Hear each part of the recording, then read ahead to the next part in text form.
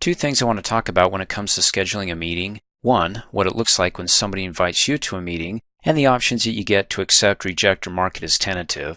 And then from the other side, when you send out an invite, and what it looks like when somebody accepts or rejects it, and the feelings that you get when you're rejected. No, I'm kidding about that last part. Well, as you can see over here, I got a meeting that I scheduled with Carrie. She hasn't replied yet, and it's on October the 5th at 4 o'clock for pumpkin carving. And let me have Carrie schedule a meeting with me at the same time to see what it looks like on a few levels.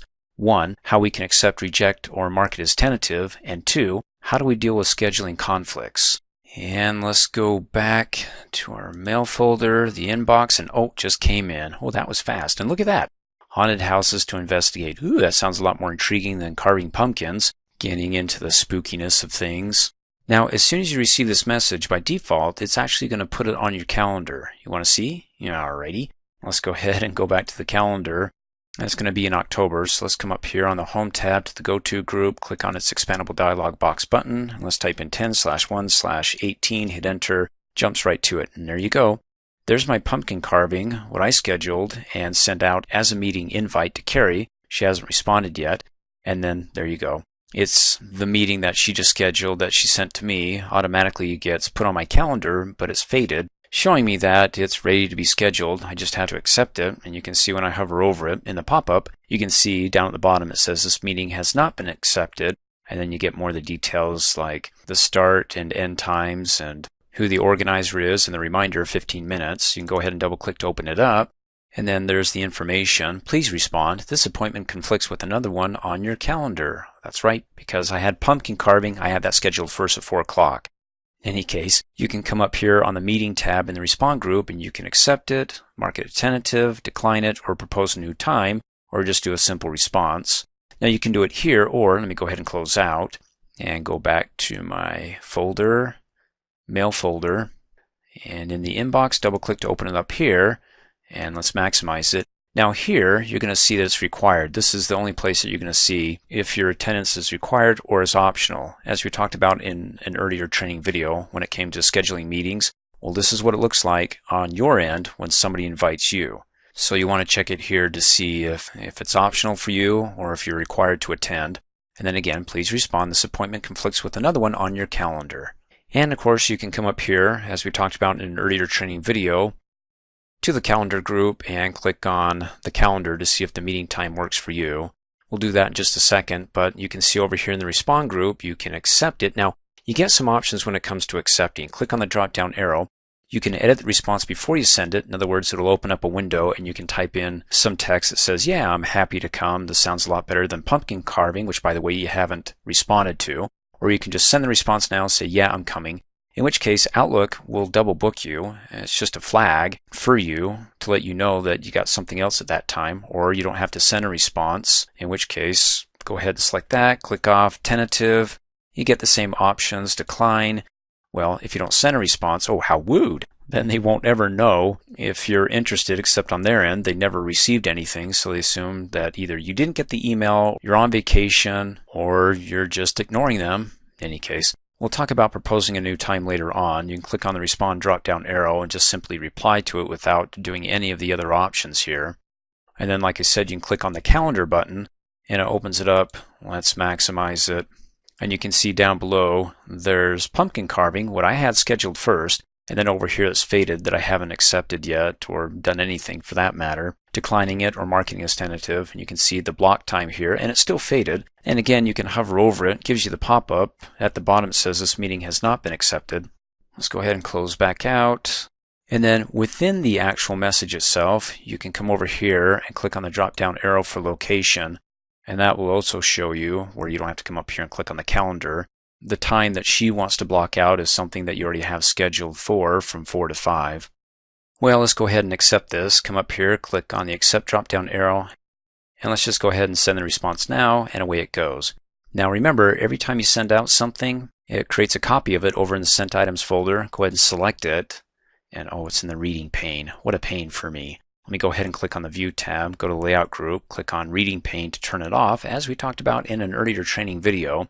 And I don't like the groups, so excuse me while I clean up house. I'm going to right-click on the subject header here, go down to View Settings, click on Group By and say Clear All, and click OK, click OK. There we go. Okay.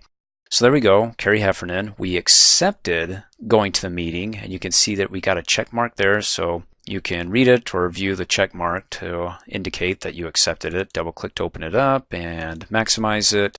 And you can see right there, accepted the haunted houses to investigate, when it is, and right there again, Kirk Kershaw has accepted this meeting. Oh, that's nice to see that. Let's go ahead and close out.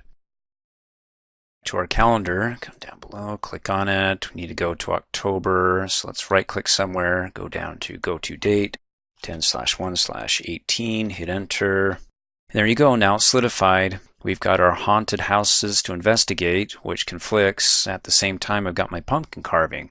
So if I want to go ahead and double click and open it back up, and let's say I change my mind, well, first of all, you can see up here it says this appointment conflicts with another one on your calendar. And if you're like, well, this isn't going to work, let me change my mind, you can send as many responses as you wishy-wash want to.